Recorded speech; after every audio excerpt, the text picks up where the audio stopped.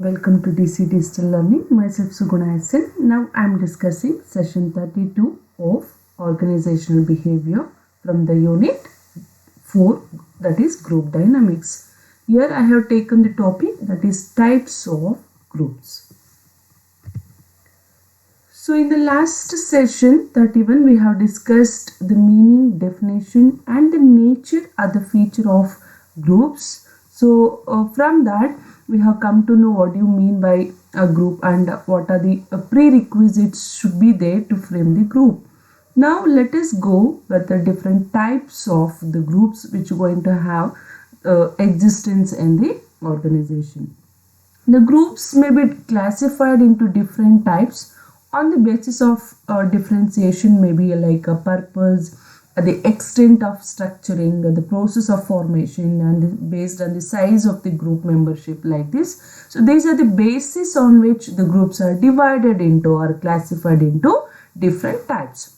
And each type has different features and different effects on its participants. Of course, on the basis of the purpose only, or the basis of on those effects only, we can divide that groups into different parts.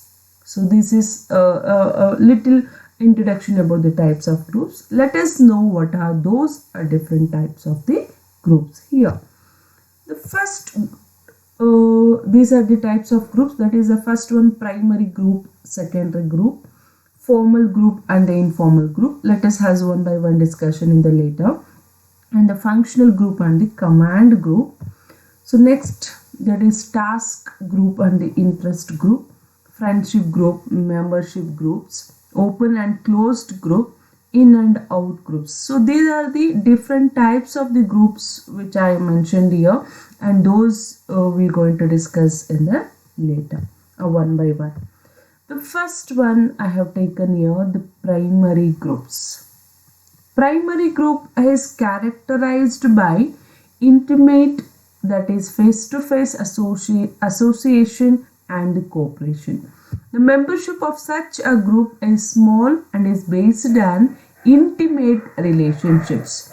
So primary groups which mainly talks about their primary intention for the association.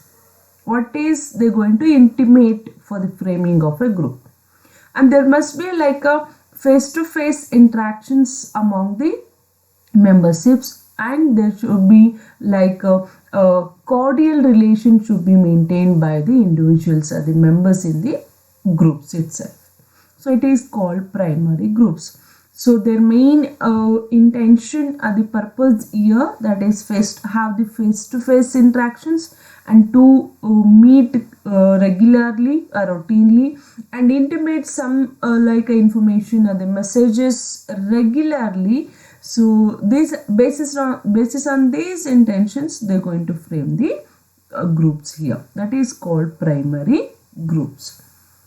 And second one is the secondary groups. A secondary group is more formal, we can say, and primary groups are the informal, commonly informal way of framing the groups. So here the secondary groups are formal in nature, general and remote. The members of the secondary group may not have any interest in the problems and the pleasures of others. So here the secondary groups mainly are framed on the intention of the organization, that is formally they want to be like framing of a group for the intention of achieving a task or the goal, a team goal like that. And here they are like a remote, nothing but they are like a stay away from the different concepts of the group, actually informal concepts of the group. They only focus what is the group intention to be achieved, or group task to be performed. They will not concentrate their individual problems or the interest or the pleasures, even we can say pleasures of the others. They don't want to be like in others' problems, in others' interest. So this is the main feature of a secondary group. So firstly we have discussed the primary group, which mainly talks about the informal relationships among the individuals. They're going to have the sharing of all the problems and solving and interacting their individuals among the individuals of the group. But here this in the secondary group, it is only a formal maintenance of relationship. There should not be like further that extent they will not go. That is a secondary type of groups here. Next one, that is a formal groups. Formal nothing but as per the rules, as per the definition. So here this refers to those groups defined by the organization structures with designated with work assignments and establishing a task. So these groups going to come to existence when the organization or the authority is going to frame that group for the achievement and the assignment of work here. So by designated or allocation of the work, the assignments, the task, and establishing those tasks and making it achieved by the both individuals in the groups. So this is a formal group. So it will be there in the organization structure itself. So based on that structure or the defined strategy or the procedure, they're going to maintain these formal groups. Second one is the informal groups. So second informal groups, it is opposite of a formal group. So informal groups are not defined or designated assignments will be there in those groups. It is not defined in the organization structure. So these will going to frame because of alliances that neither formally structured or nor organizationally determined. So these alliances nothing but these framings of the group not told by anyone, are not strictly ordered by anyone. So it's going to have the common interest among the individuals, and they're going to frame their closeness and their on behalf of their friendship or their closeness or belongingness, they come together and make their own groups. It is called informal groups. So informal groups leads to a lot of a sharing of information, and there will be a maintenance of good cordial relationships and all. And with the even drawback also, that is they should not going to concentrate, they will not going to concentrate for the achievement of the goals in timely and the right timely.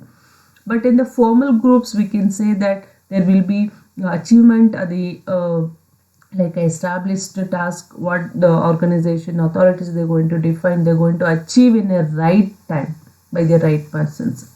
And we can say that there will be even drawbacks, like there should not be like a easy flow of communication, and they're not going to maintain the cordial relationships, and they're going to not listen with any other problems of the individuals like that. So every group here has their own individual advantages and the disadvantages too. Next type of a group here, that is functional groups. The functional group in an organization is a group generally specified by the structure of the organization. It involves a superior subordinate relationship, which again mainly talks about what are the function of that group. Based on the functional services or the functional activities, we are going to frame the groups here. For example, in the organization, we have a lot of functions like human resource, production, marketing, or purchasing, or like R&D, so finance. So these are the different functions or the activities must be there for the framing of an organization or the business. So here every individual function we can say that is department. So that department has their individual groups itself. So those groups comes under the functional groups in the organization. So based on their activities, their functions, for example, finance. So what are the different other activities in the finance department to be framed for the having the group? So they're going to frame it like issuing of a capital, issue of capital, raising of a capital, the allocation of a capital, like a further processes what should be maintained. For that, there is a need of individual help. On that basis, they're going to frame the in the finance department. They're going to frame the other groups itself. And even comes to, for example, a production. In the production department, there will be a lot of other activities to be performed or involved. So here the purchase activities, the issue of materials to the production department, and different plant layouts and the plant machineries. So their installation, there are, so everything, every activities we can make it as a individual groups here. And so in every function based on that activities, they're going to have the even separate functional groups also, that is functional groups. And next one is the command groups. Command groups are determined by the organization's chart. It is composed of the individuals who report directly to a given manager. Command group nothing but who going to like recommend, are they going to inform or communicate to the organization. So these are the groups which mainly maintained by the organization or like a top level management for the providing of information, of the providing of commands, and even sometimes commands we can say that the rules, regulations, or if some of the groups they're not going in a right track, that should be commanded, that should be directed. And here the command groups mainly going to give the guidelines, the directions, what you have to do, do's and the don'ts of the group intentions, like that. So it will be must be there in the organization for commanding and making the other groups to go in a right track. And these groups mainly they're going to work as a reporters to the managers and the higher authorities. Reporters nothing but every thing, every happenings in the groups or the organization, that has to be communicated in timely to the higher the required authorities for their proper controlling activities or proper decision making activities. This is the main intention of command groups. And next one is the task groups. So these groups are also organizationally determined and represent those working together to complete a job task. So based on the task, the assignment we can say, the project, based on the project, based on the additional jobs or the task which are going to exist in the organization, for that individual separate task they're going to frame the separate task force, we can say, that is a team members. So that is a task groups. So based on the for the completion of the that particular job or the task, they're going to have the group here, that is called task groups. And next one is the interest groups. So people who may or may not be aligned into common command or a task group may affiliate to maintain or attain a specific objective with which each is concerned. Such groups are called interest groups. Interest groups nothing but here for having a group or framing a group, there should be a shared interest goals.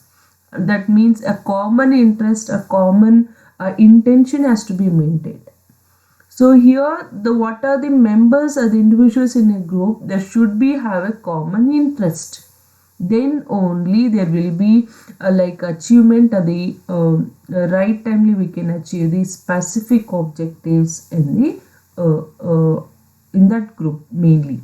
So that is called a common or as such groups are called as the interest groups. They have the common interest, and people in this groups they have the like a common command, a common task which has to be like affiliated, or it has to be attained for a specific objectives or the intentions. Next one is the friendship groups. Groups often develop because the individual members have one or more common characteristics such as material status, political views, sports, etc.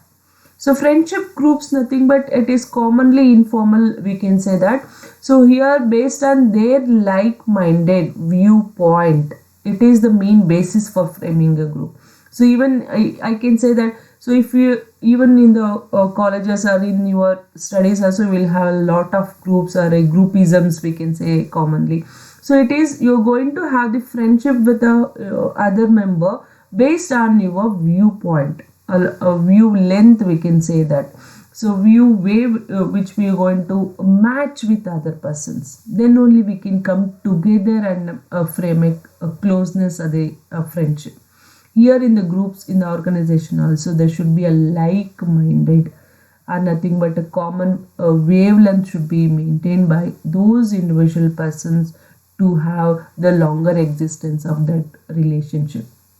Here the common interest based on their political views or their personal views or thinking level, thought provoking level, at their material status, which we can say that based on their financial support, financial background, even they're going to frame the friendship, and based on the sports and other activities also you're going to frame the groups. It is called friendship groups. Here there should not be like any objective to be achieved. Here the commonly belongingness and helping together, it is the main intention of these friendship groups.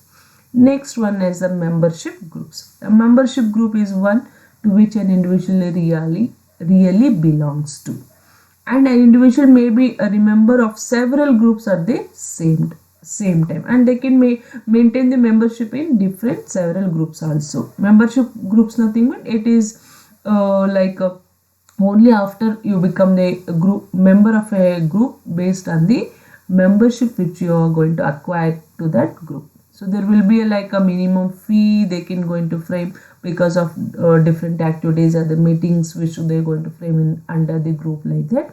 So for that you have to maintain, you have to obtain the membership in that particular group. There should be for the long term membership will also be maintained, and you can be a member in different groups at a time. So you can be a member in different other groups also. So there is no restrictions, you must be in this group only, you should not belong to other group, like that. We can't say that. So it left to the individual's interest, they can be a member in other different groups also. That is called membership. Only when you acquired a membership, then you will become the member of that group and you will belong to that group. Next one is the reference groups. This is very important in the organizations. It has to be maintained. Every groups in the organization, they want to be a reference groups. What is reference means? The attractiveness of the reference group makes the norms of that group more attractive to the individuals who aspires to it, and its norms will therefore become more influential in determining the behavior. Reference groups, nothing but which are like a role model. So their activities in that group, it is influential to the other members' behaviors, other groups to be followed. So it will be a reference. Reference, nothing but we are also following that particular group. So if others has to be followed, yours means you have to maintain a standard or attractive way in which others also need to be applied or make it implemented in their group. That is a reference group. For becoming a reference group, it will be a lot of hurdles or the struggles to be done, because every members has to be maintain all this. So they have to be like a standard or mature behavior to be maintained in the group, and that group task or the assignments to be fulfilled effectively and in timely, and the objectives of that group will be maintained properly and achievable properly.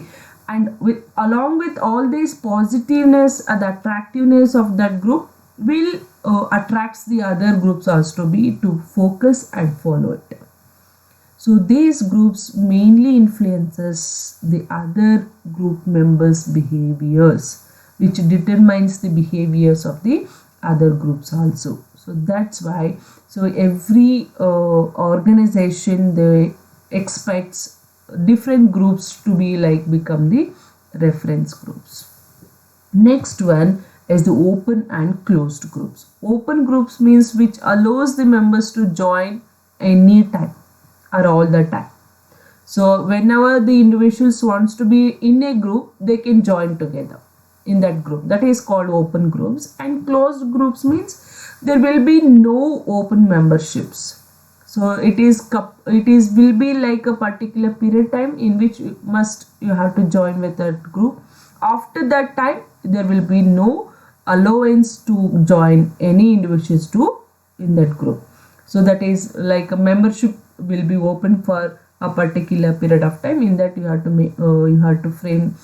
to acquire the membership. So for some of the membership groups. So non-membership groups only based on the task or the job which you're going to arrive in the organization. Then and there itself they're going to frame the groups. After that framing of a group or a task, they will not going to involve even others also.